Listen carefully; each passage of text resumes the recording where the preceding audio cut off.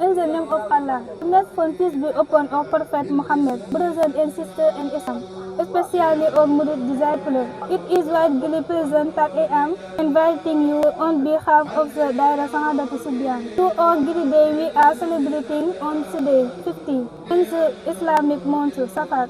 It will take place in Dar Khudus, in being representing in today. So we are looking forward to seeing you all. You will be representing will be of paramount importance for today.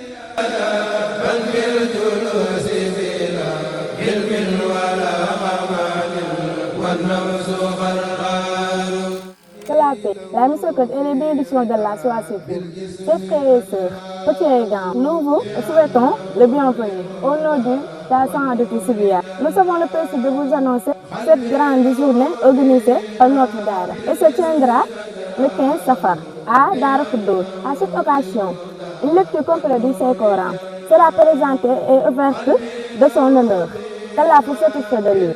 Nous savons également l'immense plaisir d'inviter les Daïra. Daïra Taysiroul Assir, Daïra Moukhaddamatoul Amda et Daïra Jalibatoul Marahib, dont la présence nous honorera et renforcera liens de fraternité qui nous unissent. Votre présence sera pour nous un immense honneur et contribuer à la réussite de cette noble journée.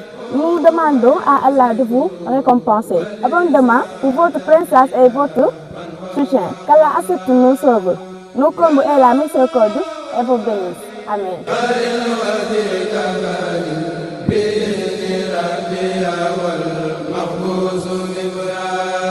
Assalamualaikum warahmatullahi taala wabarakatuh. اسمي سهمة آدم، قدوة من أعضاء الهيئة دائرة سعادة الصبيان. أيها الإخوة الكرام والأصدقاء والأقرباء الأوفياء، نحييكم جميعا باسم دائرة سعادة الصبيان. يسعدنا جدا أن نعلن لكم عن هذا اليوم الذي يقيمه دائرة سعادة الصبيان، صادف يوم 15 من شهر صفر في منطقة طوبة، تحديدا في حي دار القدوس. ونتشرف بحضور دائرة تيسيروul Assir ودائرة جالبة المراحل ودائرة مقدمات الأمداد وجميع المريدين الصادقين أيضا. وسيحضر في اليوم رسول حمزة بن ابن شيخ سليم بن رضي الله عنه وأرضاه. نطلب منكم الحضور في هذا اليوم المبارك، فحضوركم شرف لنا.